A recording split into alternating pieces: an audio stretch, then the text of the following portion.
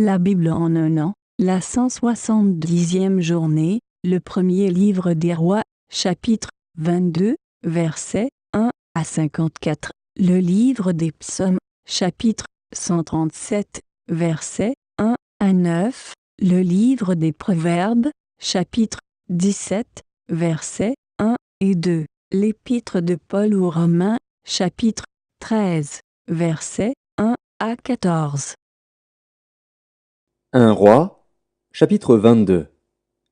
On resta 3 ans sans qu'il y eût guerre entre la Syrie et Israël.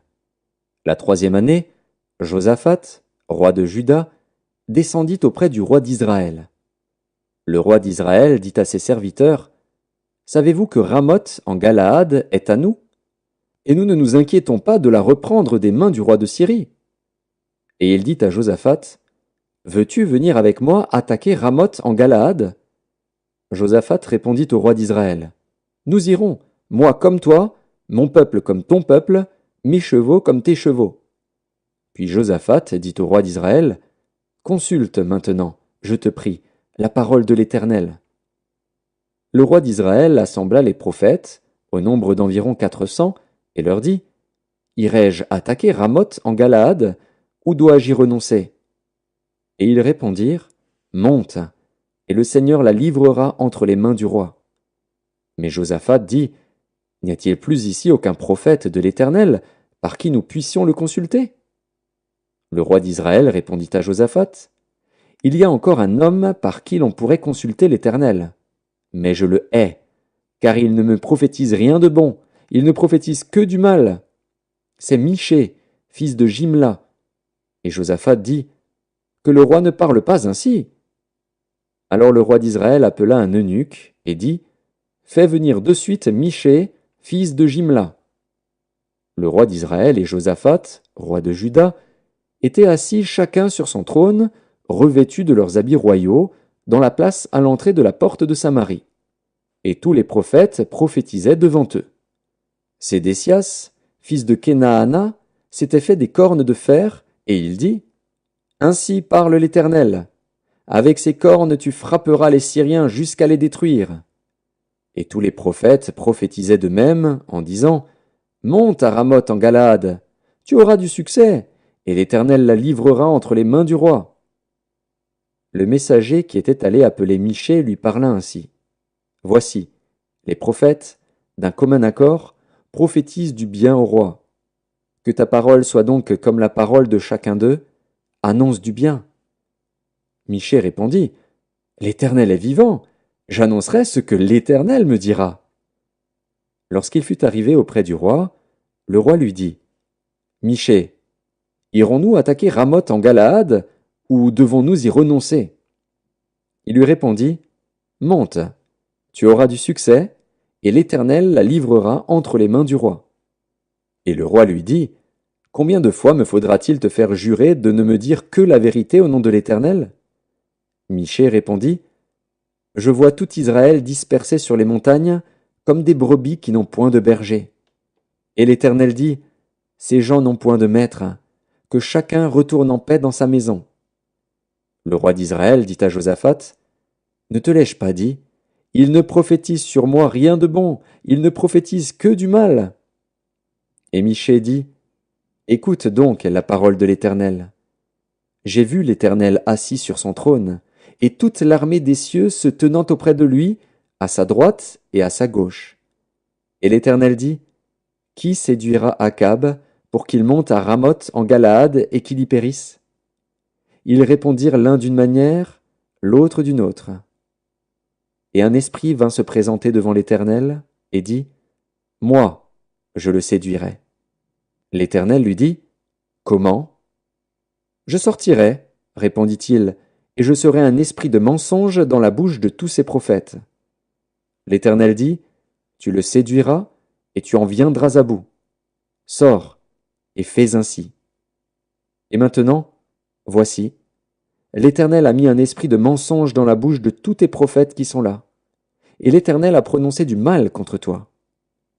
Alors Sédécias, fils de Kenaana, s'étant approché, frappa Michée sur la joue et dit, Par où l'Esprit de l'Éternel est-il sorti de moi pour te parler?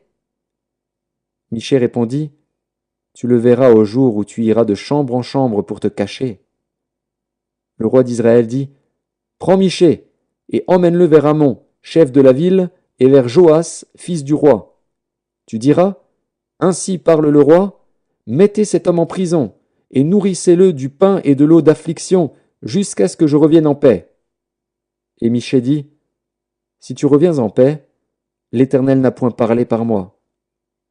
Il dit encore, Vous tous, peuple, entendez.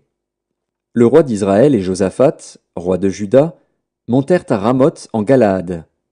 Le roi d'Israël dit à Josaphat, Je veux me déguiser pour aller au combat, mais toi, revêt-toi de tes habits.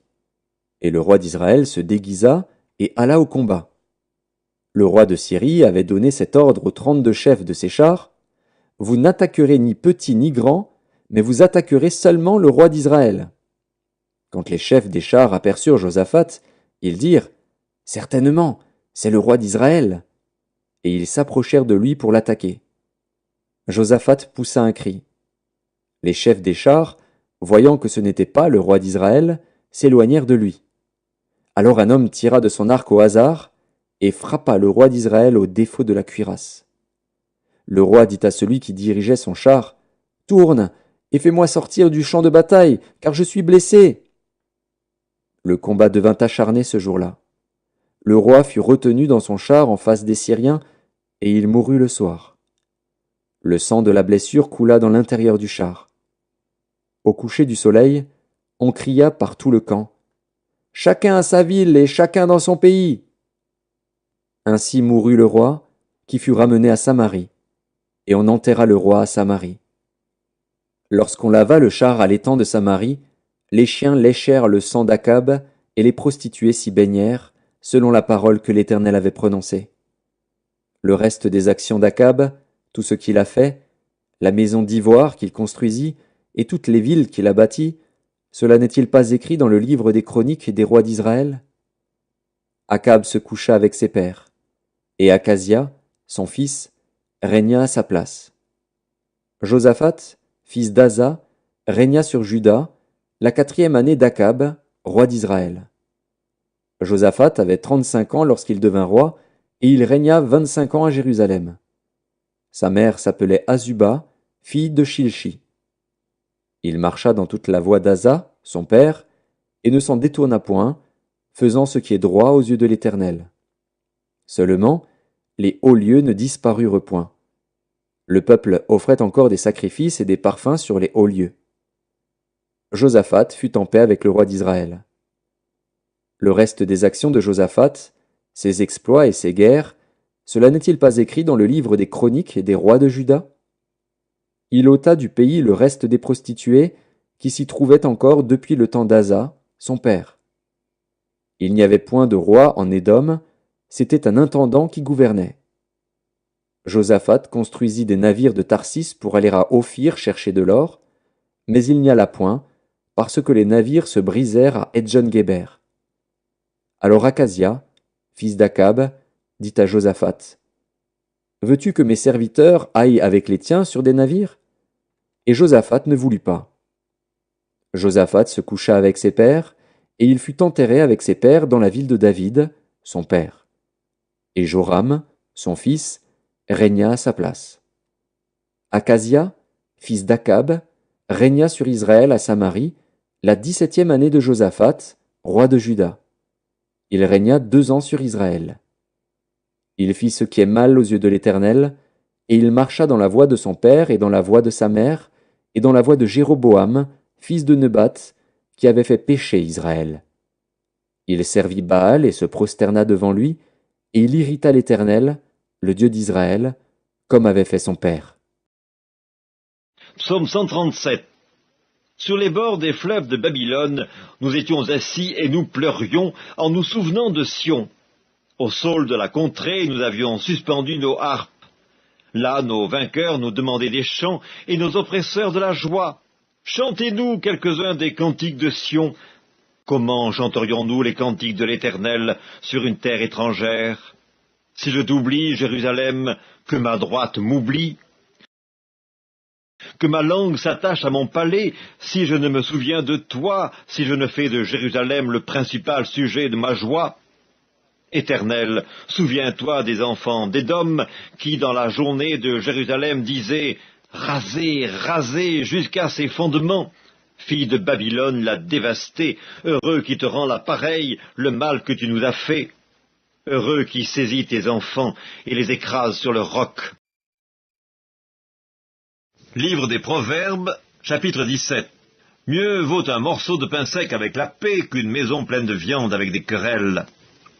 Un serviteur prudent domine sur le fils qui fait honte, et il aura part à l'héritage au milieu des frères.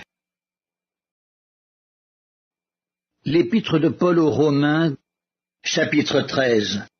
Que toute personne soit soumise aux autorités supérieures, car il n'y a point d'autorité qui ne vienne de Dieu, et les autorités qui existent ont été instituées de Dieu. C'est pourquoi celui qui s'oppose à l'autorité résiste à l'ordre que Dieu a établi, et ceux qui résistent attireront une condamnation sur eux-mêmes. Ce n'est pas pour une bonne action, c'est pour une mauvaise que les magistrats sont à redouter. Veux-tu ne pas craindre l'autorité? Fais le bien et tu auras son approbation. Le magistrat est serviteur de Dieu pour ton bien, mais si tu fais le mal, crains. Car ce n'est pas en vain qu'il porte l'épée étant serviteur de Dieu, pour exercer la vengeance et punir celui qui fait le mal. Il est donc nécessaire d'être soumis non seulement par crainte de la punition, mais encore par motif de conscience. C'est aussi pour cela que vous payez les impôts, car les magistrats sont des ministres de Dieu entièrement appliqués à cette fonction. Rendez à tous ce qui leur est dû, l'impôt à qui vous devez l'impôt, le tribut à qui vous devez le tribut, la crainte à qui vous devez la crainte, l'honneur à qui vous devez l'honneur. Ne devez rien à personne, si ce n'est de vous aimer les uns les autres, car celui qui aime les autres a accompli la loi. En effet, les commandements, tu ne commettras point d'adultère, tu ne tueras point, tu ne déroberas point, tu ne convoiteras point, et ce qu'il peut encore y avoir, se résume dans cette parole, tu aimeras ton prochain comme toi-même. L'amour ne fait point de mal au prochain, l'amour est donc l'accomplissement de la loi. Cela importe d'autant plus que vous savez en quel temps nous sommes. C'est l'heure de vous réveiller enfin du sommeil, car maintenant le salut est plus près de nous que lorsque nous avons cru. La nuit est avancée, le jour approche. Dépouillons-nous donc des œuvres des ténèbres et revêtons les armes de la lumière. Marchons honnêtement, comme en plein jour, loin des excès et de l'ivrognerie, de la luxure et de l'impudicité, des querelles et des jalousies. Mais revêtez-vous du Seigneur Jésus-Christ, et n'ayez pas soin de la chair pour en satisfaire les convoitises.